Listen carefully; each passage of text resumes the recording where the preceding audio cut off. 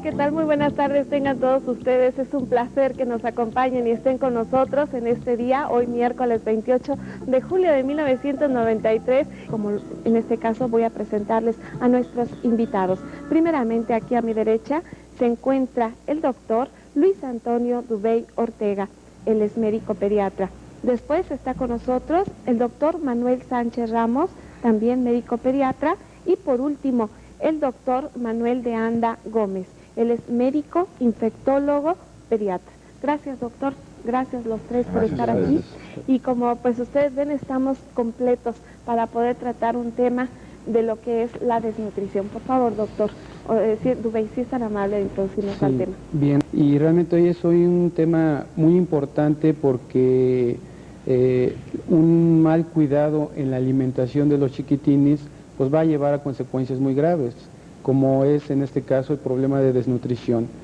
La desnutrición es un problema patológico, es una enfermedad que llegan a tener los niños, principalmente cuando no están recibiendo el alimento suficiente, los nutrientes necesarios no son aprovechados de una manera esencial por las células y esto lleva a traer consecuencias muy graves, sobre todo porque el niño desnutrido va a tener repercusiones importantes en su organismo, tomando en consideración que la desnutrición puede ser efectuada o realizada por muchos factores. Hay factores primarios y hay factores secundarios. Bien, gracias, doctor. Y si es tan amable, doctor Sánchez, ¿cuántos tipos de desnutrición existen? Nosotros la desnutrición en sí la clasificamos en grados, ¿sí? Entonces la sacamos en grados y es en relación a la pérdida de peso o a la falta de peso que tiene el niño de primero, segundo y tercer grado. Sí, la de primer grado es de una pérdida mayor del 15% hasta el 25% del peso ideal que debe de tener el niño. El segundo grado es del 25 al 35%, en algunos lugares hasta el 40%, y de tercer grado pues ya es una falta de peso del 40%. ¿Sí? Cada uno tiene sus cualidades clínicas, sus enfermedades comunes, porque conforme van perdiendo peso también va perdiendo defensas. Entonces es muy fácil que un niño desnutrido se enferme de cualquier cosa. Bien, es muy obvio pensar que en la mayoría de los casos cuando una persona sufre o tiene desnutrición es una persona delgada, de poco peso. Pero ¿qué pasa entonces con aquellos niños o con aquellas personas que están obesos y que están desnutridos? Por favor, doctor de Anda.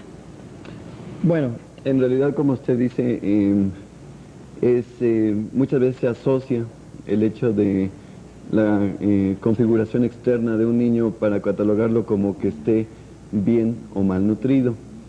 No obstante, el diagnóstico de la desnutrición realmente es mucho más complejo.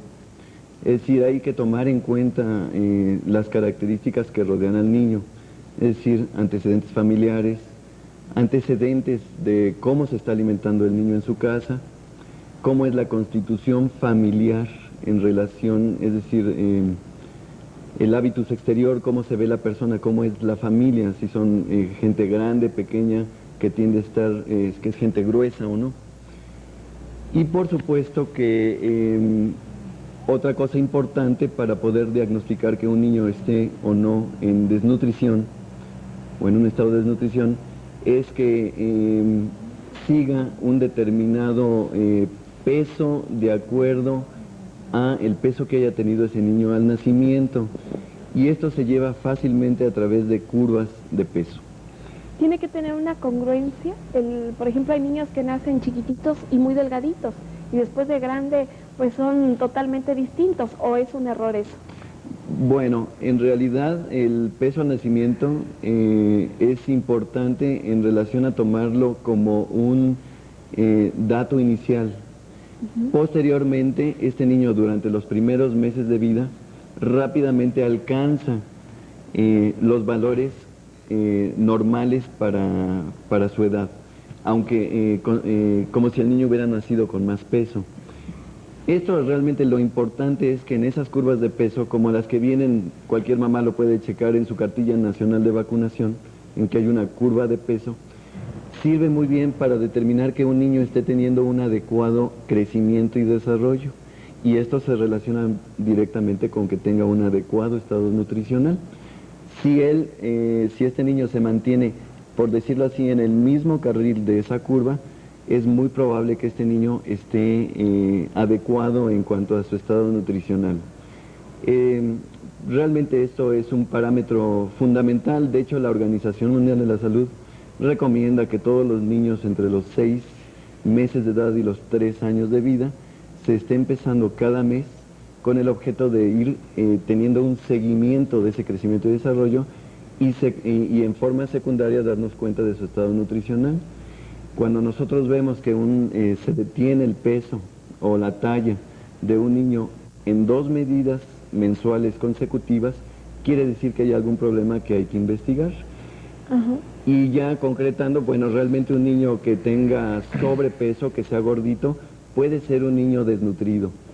Bien. Esto es importante. Sí, doctor. Tomando sus comentarios. Es más fácil que el niño desnutrido se enferme, principalmente de diarreas, porque su intestino empieza a hacerse más planito, ya no absorbe lo que tiene que absorber, y esos alimentos que no se absorben pasan, las bacterias sí lo utilizan y se convierte en diarrea, y entonces se hace un círculo vicioso, diarrea, desnutrición, la diarrea causa más desnutrición y seguimos con la misma, ¿sí? Entonces, todos los órganos están afectados. Nosotros vemos piel, vemos peso, vemos talla, pero la verdad es que todo se empieza a afectar, todo. Bien, claro, y además para los padres menos riesgo. Sí, doctor, por favor. Bueno, en realidad lo que dice el doctor Sánchez Ramos es muy importante. Es decir, en último caso, conocer cuál es la magnitud del problema, que en última instancia es lo que usted estaba preguntando, ¿no? Ujú. Y en ello van muchos factores. Realmente, pues a nivel mundial el problema es muy importante. Realmente un porcentaje muy alto de los niños, mayor del 50%, son niños que padecen algún grado de desnutrición. Si nosotros nos ponemos a pensar que la gran mayoría de la población mundial son países en vías de desarrollo o subdesarrollados o del tercer mundo, y en estos países son los que hay la mayor cantidad de gente, pues lógicamente es pensar que estos países, bueno, son los que aportan el mayor número de desnutridos. Y es importante señalar que en estos países y en estos sitios el problema principalmente es de una falta de aporte de nutrientes a los niños o a la población en general, pero principalmente a los niños. Es decir, que actualmente no hemos logrado justicia en ese sentido, es decir, que lleguen todos los alimentos a toda la población mundial. Hay una gran injusticia a nivel mundial y esto pues lo pagan los pobres y los niños, ¿verdad? Claro. Esa es una situación real. ¿Qué pasa en México? Realmente la situación en México es difícil de poder definir con exactitud. No existen datos claros al respecto. Quisiera nada más mencionar algo que es importante. El Banco Mundial menciona que, y estos son datos muy recientes, de que en nuestro país el 20% de la población vive en pobreza extrema, así lo menciona el Banco Mundial. De ahí pues creo que teniendo en cuenta pues esa premisa, podemos deducir que estos factores de pobreza, y esto tiene que ver también con pobreza cultural, por supuesto está incidiendo y está repercutiendo en la nutrición principalmente de los niños. Esto es muy importante. Actualmente, como dice el doctor Sánchez Ramos, se hace un esfuerzo especial para promover la alimentación al seno materno, que es el mejor alimento y la mejor bebida para los niños, Y en además forma gratis. sola No durante les los cuesta primeros nada. 4 a 6 meses de vida. No la tienen que calentar. Además, a ver qué dijo, doctor. Que no la tienen que calentar y la llevan a cualquier lado. Así es, y no se les Exacto. echa a perder tampoco, ¿no? No va al refrigerador. También eso es Exacto. muy práctica, ¿no? Y esta alimentación como base protege, como bien decía el doctor Sánchez Ramos, durante los primeros meses de vida al recién nacido. Parece mentira, pero las madres que llegan a tener algún grado de desnutrición tienen una leche de excelente calidad nutricional para el bebé. Ah, sí? Sí, eso es algo pues fabuloso, ¿no? Porque realmente aportan, a pesar de vivir en un medio de desnutrición, una muy buena nutrición al recién nacido y al niño pequeño. Por supuesto que los problemas empiezan cuando la leche empieza a ser sustituida por otros alimentos. Y esto porque son generalmente alimentos de mala calidad, gente que no tiene información. Y por cierto que la felicito que esté presentando este tipo de programas que son básicos para mandar información. Claro, si estamos tratando de dar información, pues puede ser a través de los medios de comunicación. Aprovechando, ¿mande? Que sea en la tarde en lugar de las novelas, para Sí, que tenga ¿verdad? más quórum, para que más gente lo vea, de veras. Así es, doctor. Aprovechando su especialidad, doctor de Anda, por ejemplo, la leche materna, ¿hasta qué tiempo o cuántos meses le da inmunología a los niños? Los hace inmunes a cualquier enfermedad. Exacto. Bueno, la leche materna realmente provee durante todo el tiempo en que se está secretando y se está excretando y el niño la está comiendo, está durante todo el tiempo proporcionando anticuerpos y otros elementos protectores contra múltiples enfermedades al lactante desde el nacimiento.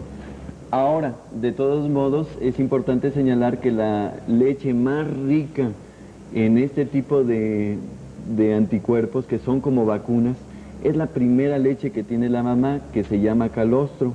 Es una leche que se ve como suero. Esta leche es extremadamente rica en este tipo de sustancias que protegen al recién nacido y al lactante contra múltiples enfermedades, principalmente infecciosas.